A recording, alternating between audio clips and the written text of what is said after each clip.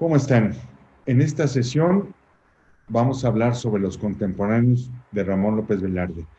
Contemporáneos en México y en el mundo. ¿Qué quiere decir los contemporáneos de López Velarde en México? Un artista auténtico, como lo fue Ramón López Velarde, un gran artista, es semejante a un corredor de maratón que necesita de la compañía de, de alguien que lo nutre y estimula y pone los necesarios obstáculos en su camino. Finalmente, el puntero se desprende del resto y llega en primera posición. Ramón López Velarde contó entre sus contemporáneos mexicanos a los más representativos artistas y pensadores, los hijos directos de la Revolución Mexicana. Vamos a ver, por favor, unas imágenes porque nos van a explicar mejor este proceso. En 1917, el 15 de agosto, tiene lugar una ceremonia en la cual se celebra el primer aniversario de la revista Cultura. Y esta fotografía es muy interesante porque estos contemporáneos de Ramón López Velarde aparecen casi todos, los vamos a ver en detalle.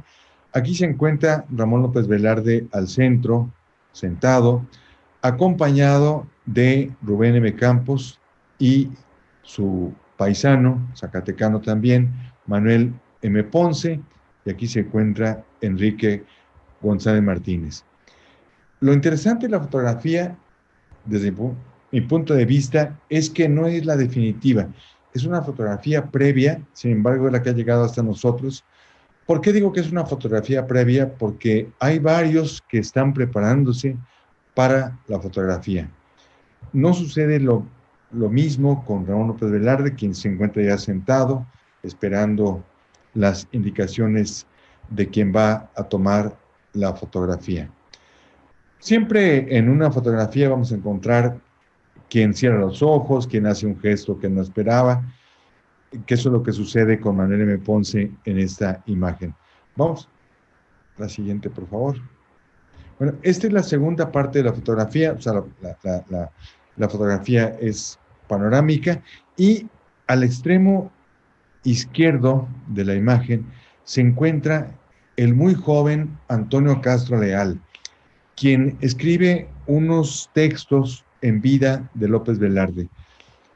Creo que hasta donde puedo colegir es el texto más antiguo, en 1916, donde publica en La Nación unos textos sobre López Velarde, donde exalta las virtudes que ya comienza a ver en él. Aquí se encuentra junto su amigo de Ramón López Velarde, Saturnino Herrán, el pintor, y Julio Torri. Aquí se encuentra Carlos González Peña, ahí una imagen de Julio Torri, quien no entendió verdaderamente a López Velarde, siempre lo quiso ver como el poeta del futuro, pero su juicio sobre el poeta es ambiguo. Sin embargo, tanto Torri, maestro de la brevedad, como López Velarde han trascendido el paso del tiempo. Alfonso Reyes, el joven Alfonso Reyes, que no se encuentra en la imagen, pero que también tuvo una enemistad con Ramón López Velarde, muy documentada y muy seguida por José Emilio Pacheco en el libro correspondiente. Simplemente no se querían. Aquí vemos una fotografía de José Vasconcelos, quien fue favorecedor de López Velarde, quien se encargó de que tuviera funerales de príncipe, unos funerales que no hubieran sido posibles, la familia no se hubiera podido cubrir, y aquí aparece el muy joven subsecretario Jaime Torres Bodet. Sería la generación de contemporáneos la primera que se reconocería en Ramón López Velarde, precisamente en Jaime Torres Bodet escribe uno de los textos primeros donde se valora a Ramón López Velarde. Un texto muy interesante, muy bien escrito, como todo lo de Jaime Torres Bodet. Aquí se encuentra una imagen de Amado Nervo, el poeta tan admirado por Ramón López Velarde, acompañado de Luis Castillo Ledón, que también aparece en la fotografía que les mostré al principio. Castillo Ledón, biógrafo de Hidalgo y compañero de generación de Ramón López Velarde.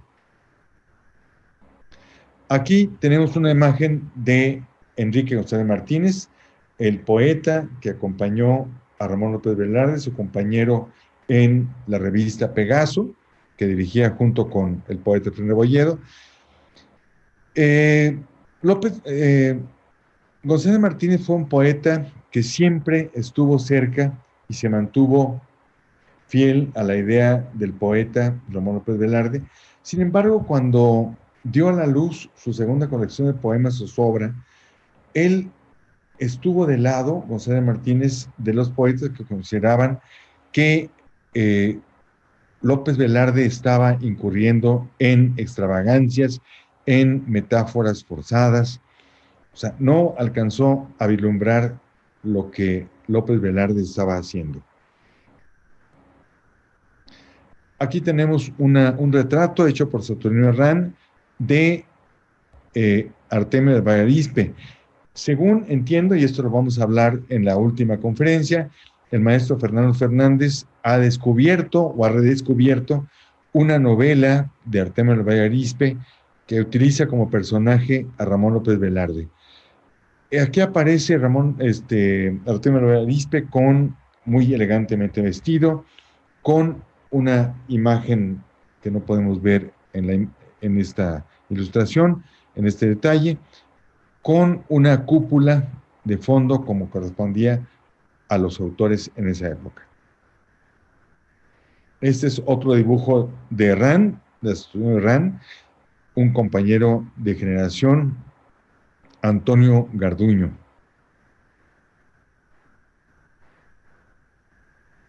Aquí uno de los múltiples autorretratos de Saturnino Herrán. En el texto Oración Fúnebre que escribe Ramón López Velarde en 1920 con motivo del aniversario de la muerte del amigo, hace una verdadera crítica pictórica. Ramón López Velarde no fue un escritor que estuviera cerca de las artes plásticas, lo cual lamentamos porque el texto no solo es una reflexión sobre el amigo, sobre la muerte, sobre la resurrección, sino una auténtica anatomía del artista extraordinario que fue Saturnino Herrán. Precisamente le llama el poeta de la figura humana. Aquí hay un dibujo de Rafael López, un artista injustamente olvidado. Zaitsev se empeñó en rescatarlo, tanto en sus crónicas como en sus poemas. Y dice, Rafael López escribe una crónica maravillosa llamada Ramón López Velarde, donde empieza diciendo: me parece verlo todavía con sus 33 años de salud espiritual y física, hondamente plantado en el corazón de la vida, como un joven encino en el corazón de la selva. Es un texto hermosísimo, y como dice Rafael López más adelante, cada vez que López Velarde publicaba un poema o lanzaba un poema en la plaza pública, había una nueva estrella en el firmamento. Rafael López pudo entender lo que era la grandeza de la poesía López Velardeana. Esta es una fotografía de Efraín Rebolledo, el poeta, autor de Caro Victrix, sin el cual no se podría entender la poesía erótica de Ramón López Velarde. Caro Victrix es la victoria de la carne, incluso hay escenas que la literatura mexicana no se hubiera permitido antes, y Efraín Rebolledo enfrentó con gran valentía el desafío que significaba publicar estos poemas. Aquí tenemos una fotografía de la pintura de Ramón López Velarde por Felipe de la Torre, cuadro que estará colgado en el Museo de Aguascalientes, donde se encuentra la colección de su amigo Saturnino Herrán. Quiero decirles, comentarles que este cuadro tuvo una historia muy interesante. Felipe de la Torre fue la mano que lo condujo, pero platicamos mucho, intensamente, leímos el vocabulario gestual de López Velarde, cómo hablaba, cuál era el color de su piel, cuáles eran sus dimensiones, y todo esto le dio elementos para pintar este retrato, donde aparece el poeta sedente en una actitud, en una silla de pueblo, porque originalmente lo había pintado, sus bocetos originales eran en una silla fastosa. Finalmente decidimos poner una silla de pueblo y un piso de barro, y rodeado el poeta por los elementos que lo conforman: la calavera de azúcar, los frutos de su tierra, el gallo, que representa tanto la virilidad y la sed de vida que caracteriza a López Velarde, las manos y los ojos, que hubieran sido elementos importantes para la pintura que haría o que podía haber hecho de su amigo Ramón López Velarde, Saturnino Herrán. Herrán es un artista al cual Felipe Latorre admira enormemente, lo cual nos lleva a pensar en que este es el posible retrato que Herrán hubiera pintado de su amigo. Ahora vamos a hablar sobre los contemporáneos en el mundo. López Velarde no se encuentra aislado en su nacimiento.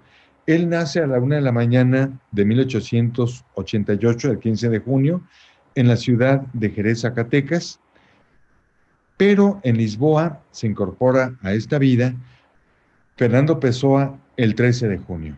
Aquí vemos una fotografía de Pessoa bebé con su madre. En Madrid nace Ramón Gómez de la Serna el 3 de julio. Este artista español, escritor que tenía una manía por escribir muchísimos libros, su fecundidad dio para biografías, para superhistorias, para las famosas greguerías que le darían un lugar en la literatura.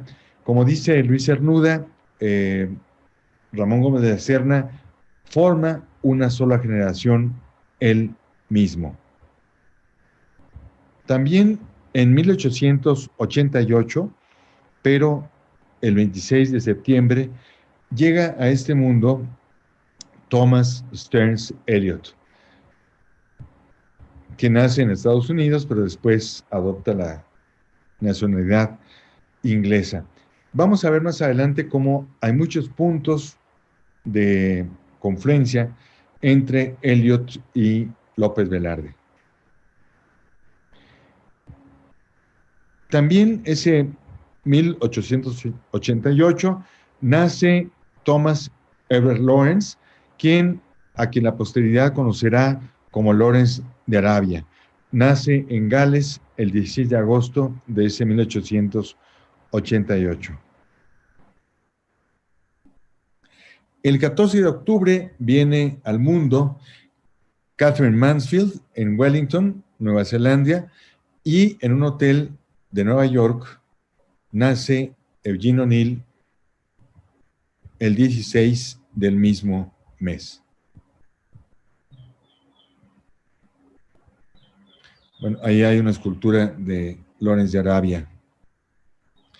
México se encuentra al final del segundo periodo del gobierno del general Porfirio Díaz. Tras reformas a la Constitución, es reelecto para una tercera administración el 1 de diciembre de 1888. Ramón López Velarde muere de neumonía el 19 de junio de 1921, 4 días después de haber cumplido los 33 años. Fue el primero de todos los escritores que he mencionado en abandonar este mundo. No todos los autores nacidos el año de nuestro Ramón escribieron en verso, pero sí lograron hacer del lenguaje una navegación en que la aventura y el orden marcaron una nueva pauta. Desde su respectiva trinchera, todos modificaron de una vez y para siempre el género en que mejor se encontraron.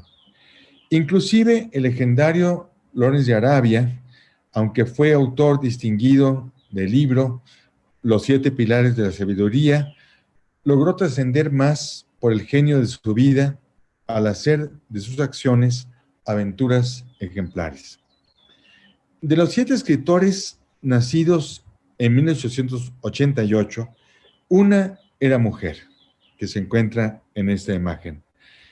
Nacida Catherine Beaumont, llegó al año 35 de su edad, antes de que una enfermedad de los pulmones, en este caso la tuberculosis, la arrancara del mundo. Lo dejaba tras haber escrito algunos cuentos perfectos que modificaron el arte de narrar bajo el nombre de Katherine Mansfield. 2 autores fueron premios Nobel: Eugene O'Neill, el primero concedido a un dramaturgo, y T.S. Eliot por haber modificado el pensamiento poético y crítico en lengua inglesa.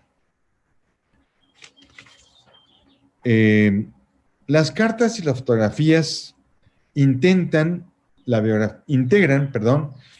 las cartas y fotografías integran la biografía incómoda, el testimonio que a veces no se quiere. Baste recordar aquellas imágenes prohibidas por Ernest Hemingway, donde luce una gran sonrisa después de haber matado a un león. Katherine Mansfield, por su parte, detestaba la fotografía tomada de ella en 1917. Esta imagen fue de las últimas tomadas a Pessoa. Y aquí esta niña de anteojos es Katherine Mansfield de pequeña. Ha llegado hasta nosotros una fotografía de Ramón López Velarde. Bueno, allí esta es una fotografía que muestra ya el gesto hierático de Fernando Pessoa a los 12 años. Nunca aparece una sonrisa en las fotografías que de él se conocen. Este es el muy joven T.S. Eliot, quien siempre supo que iba a convertirse en un gran escritor. Ha llegado hasta nosotros una fotografía de Ramón López Velarde tomada a los 2 años de edad, es decir, en 1890, donde es notable la fuerza de su mirada, la agudeza y la ironía con la cual observa la vida que comienza. Es como si advirtiera la llegada de la prima Águeda o las caricias hechas por Fuensanta, que recuerden que era 8 años menor que él, al practicar el para ella inocente juego del baño, que el poeta conservará y transformará en su personal alquimia. Padre soltero de la poesía mexicana, llamó Hugo Gutiérrez Vega al poeta Ramón López Velarde. En efecto, López Velarde no engendró hijos, pero cada día aumenta el número de quienes pretenden ser sus herederos. ¿Cómo se multiplica el número de estudios y lecturas de su vida y de su obra? Gracias a las pesquisas de gracias a las pesquisas de Luis Noyola Vázquez, tenemos el privilegio de leer una carta infantil del poeta en que da testimonio de su primera estancia en la capital. La epístola está fechada el 22 de febrero de 1896, es decir, cuando el poeta estaba por cumplir 8 años. La carta no tiene puntuación. El uso del polisínteton se alía a la urgencia de comunicarlo todo de manera simultánea, así como la vivencia infantil de regresar a las raíces de la tribu original. Sin decirlo de manera abierta, el niño expresa su nostalgia de la casa familiar y su necesidad de reintegrarse a ella lo más pronto posible. López Velarde pudo haber hecho suya la frase de Baudelaire, aquí una imagen de Baudelaire, niño, quien afirmaba que el genio no es más que la infancia recuperada a voluntad. Por eso quise compartir con ustedes fotografías de los autores que examinamos en su niñez, en sus primeros años de vida.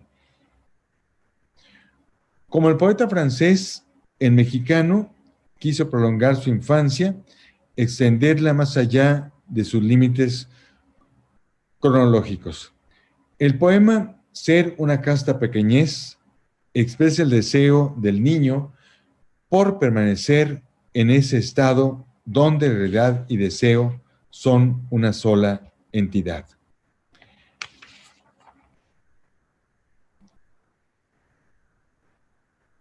Una fotografía tomada en 1921, es decir, el año de la muerte de López Velarde, esta fotografía muestra a Eugene O'Neill de pie, vestido de oscuro, el gesto adusto, cuando había recibido su segundo premio Pulitzer tras la producción de su obra Anna Christie.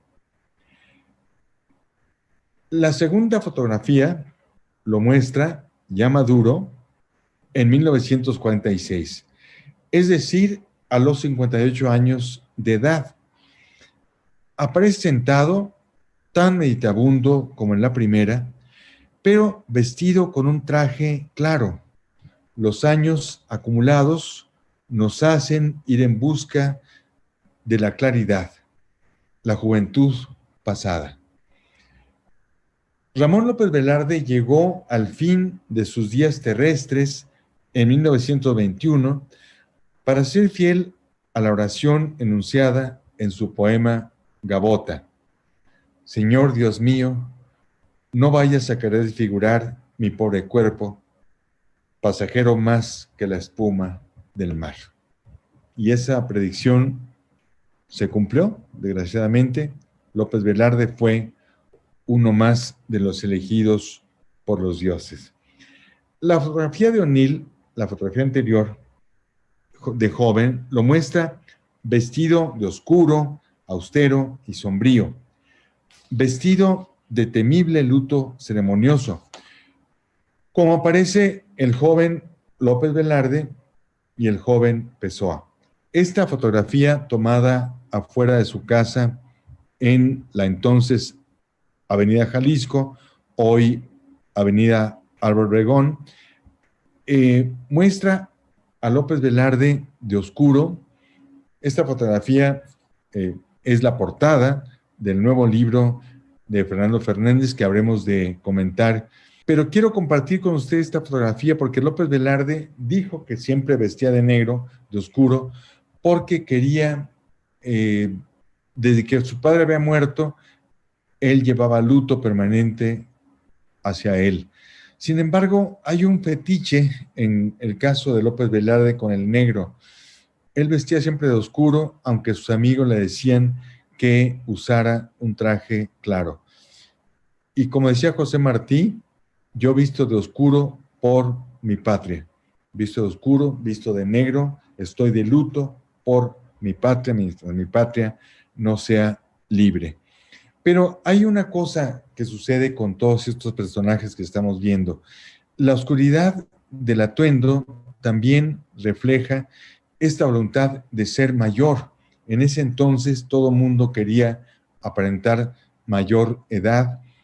Y como dice Carlos Monsiváis, ahora todo mundo queremos ser jóvenes.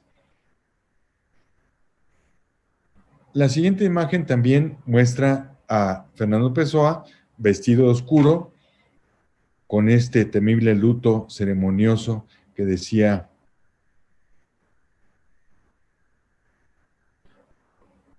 Ramón López Velarde. Los grandes solitarios son grandes caminadores, decía Gastón Bachelard. En su adolescencia, Thomas Lawrence recorre a pie el territorio que entonces era Siria. Las fotografías más conocidas de Fernando Pessoa lo representan presuroso, blindado en su gabardina y armado de su sombrero y sus inseparables anteojos, lo último que pidió en su lecho de muerte.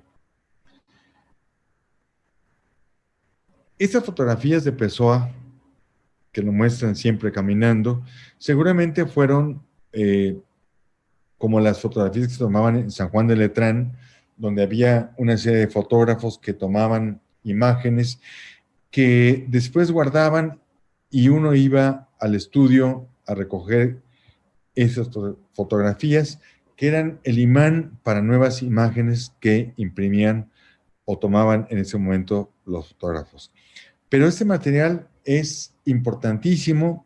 Hay fotografías espontáneas en ese sentido de Jaime Sabines, de Arturo Souto, de Efraín Huerta, de muchos autores que ahora forman parte de nuestro canon. Pero lo que quiero demostrar con estas imágenes es la veracidad de la afirmación de Bachelard. O sea, los solitarios, la soledad y la caminata, tal parece que van de la mano. Si creemos en la noticia, en la leyenda, López Velarde enfermó de pulmonía por recorrer a pie y sin abrigo la distancia entre el centro de la capital y su casa en la entonces Avenida Jalisco. Sin embargo, todos estos autores vivieron una época en que la máquina aceleraba de modo inverosímil las potencias humanas. Lawrence viajó desde el camello hasta el Rolls Royce blindado. Supo del tren militar inmortalizado en la Revolución Mexicana. La velocidad terminó por ser la droga más poderosa de Lawrence, quien moriría a bordo de su motocicleta. Aquí en esta imagen se encuentra el teniente Lawrence a bordo de una de las motocicletas que eran su droga. El vértigo de la velocidad acabaría por llevárselo. Pessoa, por su parte, abordó varias veces el tren amarillo que lo llevó por las colinas sinuosas de su natal Lisboa. El joven O'Neill confiaba en la fuerza de sus músculos para impulsar su kayak. Él se sentía muy orgulloso de impulsar este barco con sus propios músculos. Sin embargo, todos ellos en conjunto fueron caballeros andantes que hicieron de la locomoción bípeda su forma de estar solo, como sentenció Pessoa.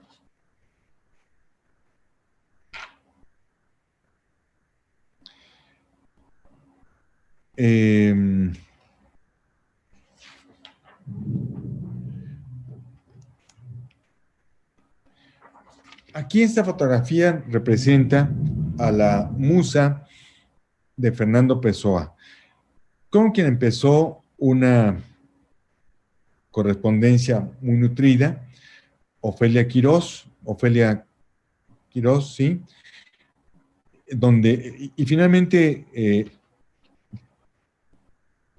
Pessoa, al igual que Kafka, no renunció a establecerse, a tener una relación estable con la muchacha. Mi verdadera obra maestra es El hijo que no tengo, concluye López Velarde en uno de los poemas en prosa más conocidos, el titulado Obra Maestra. Tampoco Pessoa ni Lawrence pensaron nunca en reproducirse. Esta tarea no estuvo cerca de las ambiciones de nuestros autores. O'Neill tuvo 3 hijos, pero el destino de ellos resulta tan trágico como los de esos personajes creados en sus obras de teatro.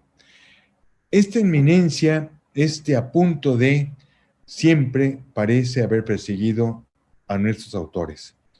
Como si la rugosa realidad, la frase de Rimbaud, fuera inferior a la imaginación. Al principio de su libro central, Los 7 pilares de la sabiduría, Lawrence escribe un texto único en la historia de la literatura, pues se trata de un poema de amor que abre un libro de memorias de guerra. El 1 de marzo de 1920, Pessoa escribe su primera carta a Ofelia Queiroz, donde establece una especie de poética cuando dice que todas las cartas de amor son ridículas. Si verdaderamente son de amor, tienen que ser ridículas, dice Álvaro de Campos. El romance epistolar con Ofelia continúa, pero más tarde el poeta le confesará. Queda por saber si el matrimonio, el hogar o lo que sea, son cosas que sean compatibles con mi vida de pensamiento. Lo dudo. Por ahora y en breve, quiero organizar esa vida de pensamiento y de trabajo mía. Por su parte, López Velarde escribe: soy en verdad indigno de la mujer sana, porque estoy contagiado de la enfermedad de mi tiempo, la pecaminosa inquietud. Y la mujer sana es para nuestra inquietud rastera y sin esperanza, como una flor que se concediese al lodo. Por su parte, Ramón Gómez de la Serna, bueno, hay una fotografía de la amada imposible de Ramón Gómez Velarde, Fuensanta. Pareciera que ellos mismos se fabrican obstáculos. El caso de López Velarde, Fuensanta era una mujer prohibida por cuestiones de edad. La prima Águeda por motivos familiares. Ramón Gómez de la Serna se caracterizó por juntar todos cantidad de objetos en el rastro, y esta muñeca que aparece en la fotografía lo acompañó durante mucho tiempo. Y dice lo siguiente Gómez de la Serna: la mujer representa a mi lado el idilio, porque el idilio es imprescindible para la tranquilidad creadora. Gómez de la Serna sí creía en una relación cercana con una mujer, como no lo creyeron Pessoa, ni López Velarde, ni Edward Lawrence. Aunque en su libro La vida de Katherine Mansfield, Anthony Alpers se refiere a las revistas literarias como pirotecnia de juventud, no deja de reconocer la trascendencia que tienen para tomar el pulso de una época, el estado de una sensibilidad. En abril de 1912, Katherine Mansfield se convierte en editora de la revista Rhythm, de su amante J.M. Murray. Aún casada, la autora da muestra de una gran liberalidad, y a sus 24 años de edad se descubre una escritora segura de sí misma de su talento y su poder de seducción. Características todas que provocarán los celos de Virginia Woolf, a la que conocerá en 1917. En abril de 1916, en abril de 1915, después de largas expectativas por establecer un manifiesto y una poética que otorga a los autores portugueses su lugar en el mundo, aparece en Lisboa el primer número de la revista Orfeu.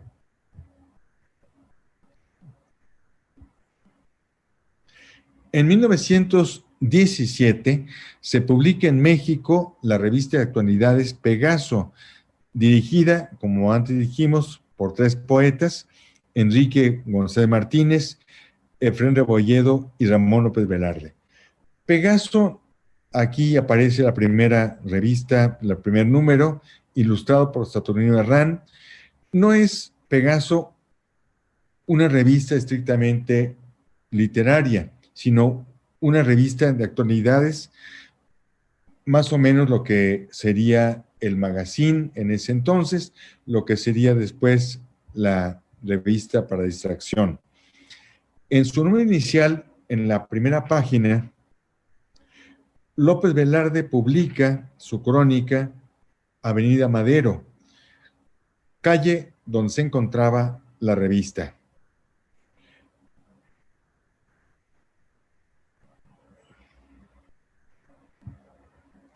Aquí tenemos la primera página de la revista Pegaso con la crónica de Ramón López Velarde.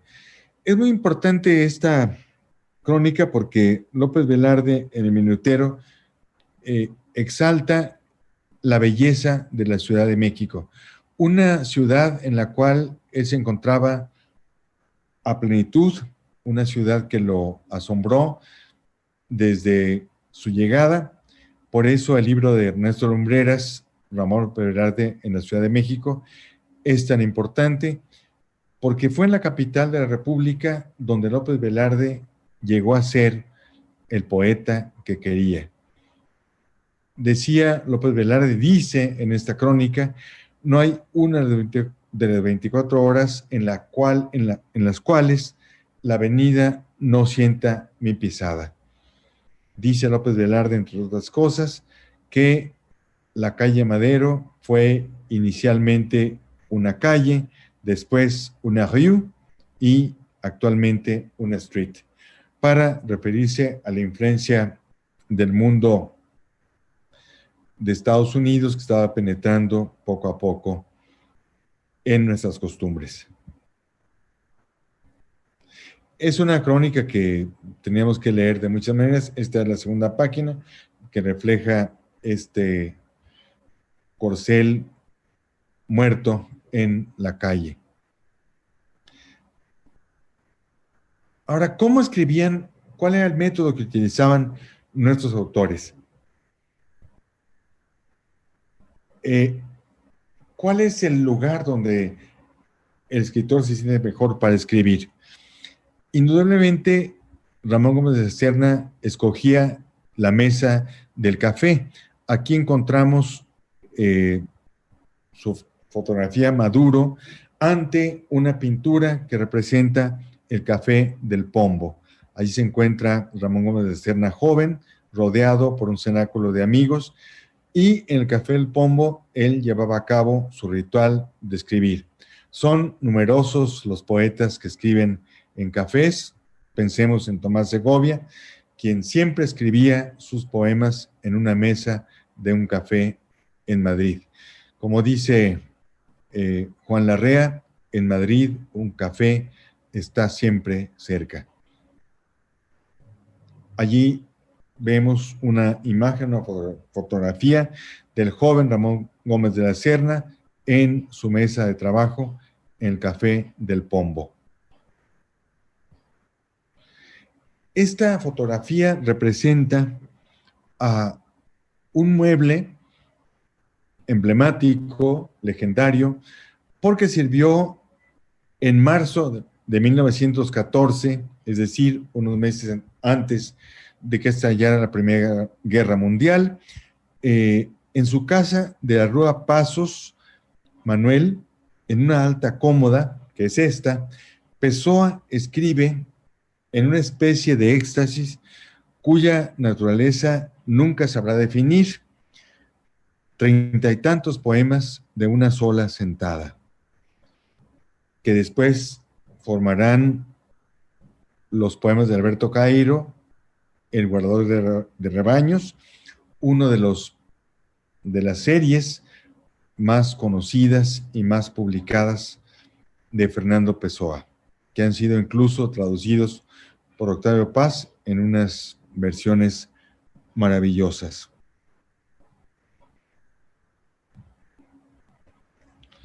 Fernando Fernández ha estudiado el método de trabajo de López Velarde, viendo el manuscrito que se conserva, bueno, el original del poema El sueño de los guantes negros, y dedica la parte medular de su libro, Ni sombra de disturbio, a estudiar este poema enigmático.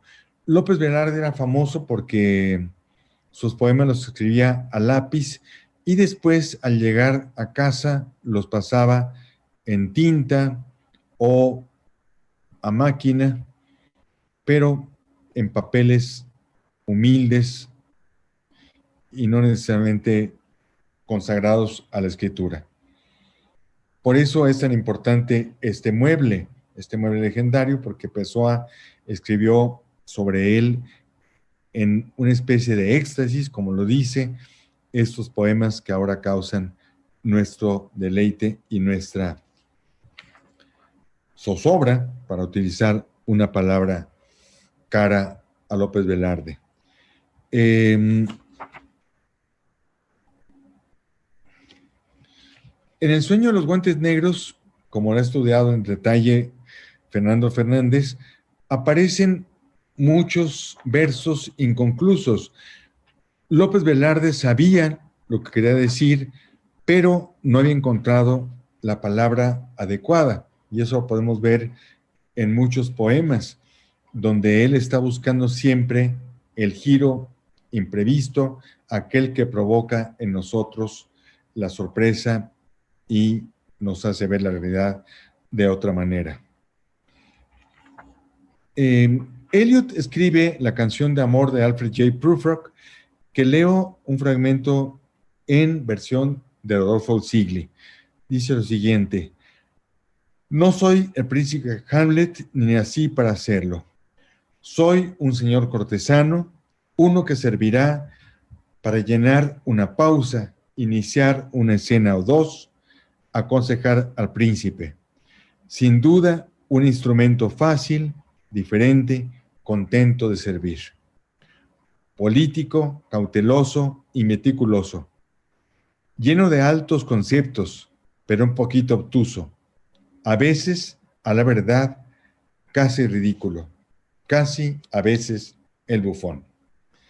Y hace coro al Fernando Pessoa de Álvaro de Campos en Tabaquería, en este caso traducido por Rodolfo Alonso, cuando dice: seré siempre el que no nació para eso. Seré siempre solo el que tenía cualidades. Seré siempre el que esperó que le abriesen la puerta al pie de una pared sin puerta y cantó la canción del infinito en un gallinero y oyó la voz de Dios en un pozo tapado. Esta idea de asomarse a las fotografías de los autores en su edad madura o en su primera época traza una forma diferente de biografía. Por eso los invito a explorar en los álbumes de los escritores sus fotografías para trazar una posible vida del autor. Allí tenemos una imagen de Lawrence, Thomas Lawrence, que la posteridad conocería, como ya dijimos, como Lawrence de Arabia. Y terminamos este recorrido de las fotografías con esta imagen que Fernando Pessoa manda a Ofelia Queiroz con el título Fernando Pessoa captado en flagrante delito. Él está tomando una copa y está enviando este mensaje a Ofelia, quizá para decirle en parte que nunca va a estar con ella, que no le conviene.